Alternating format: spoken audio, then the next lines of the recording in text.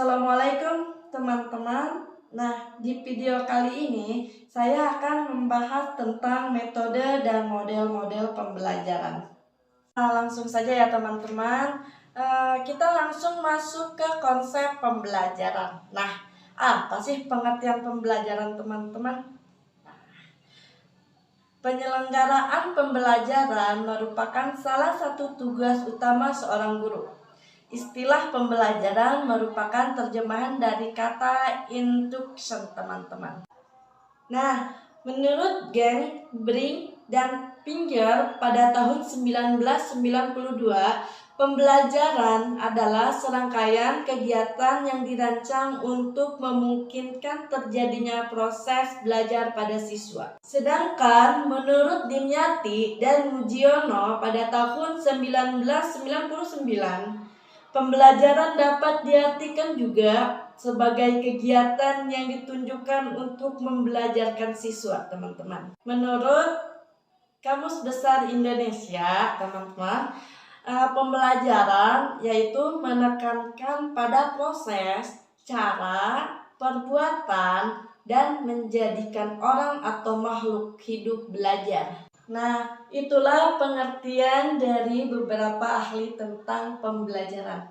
Selanjutnya teman-teman, selain ada pengertian dari pembelajaran, di sini juga ada ciri-ciri pembelajaran teman-teman. Nah, apa aja sih ciri-ciri pembelajaran itu? Nah, langsung saja ya teman-teman. Di sini menurut Omar Hamali pada tahun 1999 menjelaskan ada 3 ciri khas yang terkandung dalam sistem pembelajaran. Yang pertama yaitu rencana.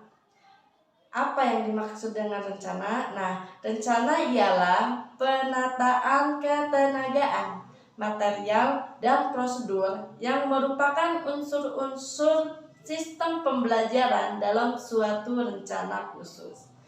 Nah, selanjutnya yang kedua, saling ketergantungan, teman-teman. Ciri ini adalah saling mengenai ketergantungan di antara unsur-unsur. Nah, yang terakhir atau yang ketiga, teman-teman, ada yang namanya tujuan. Nah, sistem pembelajaran mempunyai tujuan tertentu yang hendak dicapai. Selanjutnya, kita masuk ke metode pembelajaran, teman-teman. Di era globalisasi, pendidikan memegang peranan yang sangat penting dalam mempersiapkan sumber daya manusia yang berkualitas. Pendidikan hendaknya dikelola dengan baik. Hal tersebut bisa tercapai bila peserta didik dapat menyelesaikan pendidikan dengan tepat waktu, dengan hasil belajar yang baik. Nah, salah satu faktor yang ada di luar peserta didik adalah guru profesional yang mampu mengelola pembelajaran dengan metode-metode yang tepat. Nah, selanjutnya teman-teman, apa sih pengertian metode? Nah, metode secara harfiah berarti cara. Dalam pemakaian yang umum, metode diartikan sebagai suatu cara atau prosedur yang dipakai untuk mencapai tujuan tertentu. Nah, kata pembelajaran berarti segala upaya yang dilakukan oleh pendidik agar terjadi proses belajar pada diri peserta didik. Nah, ada 21 macam metode pembelajaran yang bisa dipakai oleh seorang guru. Yang pertama yaitu metode ceramah, yang kedua metode tanya jawab, diskusi kelompok, ada juga metode demonstrasi, ada juga metode dengan permainan atau games, ada metode kisah atau cerita, team teaching, for teaching, ada juga metode karya wisata, metode tutorial, suri teladan, kerja kelompok, penugasan, ada juga metode curah pendapat, metode latihan, eksperimen, pembelajaran dengan modul, ada juga metode dengan praktek lapangan, micro teaching, dan yang terakhir itu metode simposium. Yaitu kita akan membahas tentang model pembelajaran, teman-teman.